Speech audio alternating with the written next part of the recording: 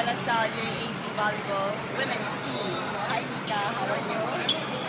I really wanted to know, did you grow more this summer? Ay, no na po. Stop na po. Ay, hindi na. What's your height? 5'11". 5'11". Now, do you have tall parents? Both are my parents were po. Now, did you do anything special to become tall? Nothing po. Nothing? Yung the jeans po talaga. Wow, you didn't eat any magic Wala. food or take any pill? How about sleep? You sleep a lot? Sakto lang po. Talaga? Hindi ka like, you don't sleep till 11? Obviously not, kasi 8 o'clock pa lang may training mo. Yes. So how was your summer? Training. Anong training pa rin? Yes po. Tapos may league po kami sa nung bago. Ay, oo. So kahit walang pasok na training pa rin kayo? Yes po. Twice a day. Twice a day pa rin? Wow. How do you recover from training? I know you're really young, so your body's always fresh. Pero ano yung ginagawa mo for recovery? Lahat ng athletes kailangan maging discipline about sa pagtulog talaga ng maaga. Enough sleep po talaga. Hindi naman namin kailangan magpuyat. Kasi kami rin yung napapahama kinabukas sa train. Kasi ay dito naman po yung mga aksidente. So, Parang, yeah. Delikado po talaga. Para malaman ang buhay ng isang athlete, share mo naman yung routine mo everyday. Sa morning, as usual, bathroom, and then I eat my breakfast, and then training. After training, fast meal lang po ng lunch, and then I have 1 o'clock class, and then until 4, and minsan 4, minsan 6, and 1 to then 6, and then training ulit.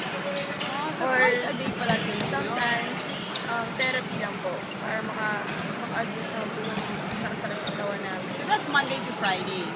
And then Saturday, morning lang po, beach volleyball. beach volley, parang cross-training mo.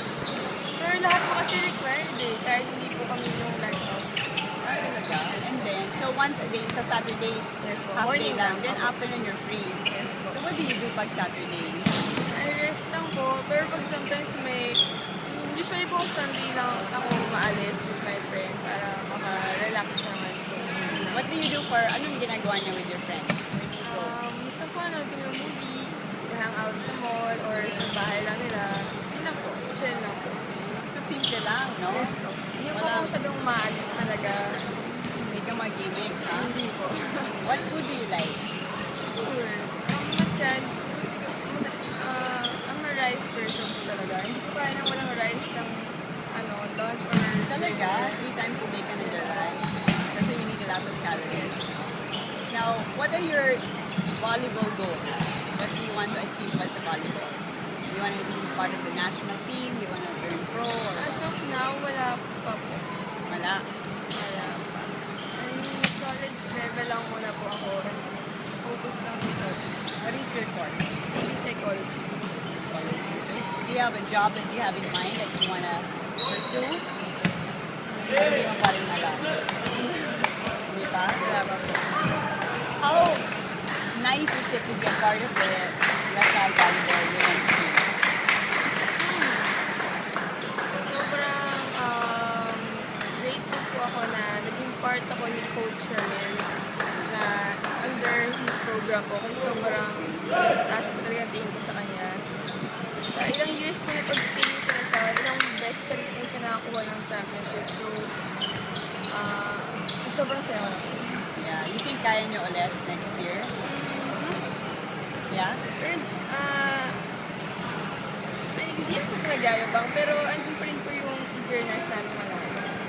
Confidence. Alright, Nika, thank you. Thank you. At good luck. God bless.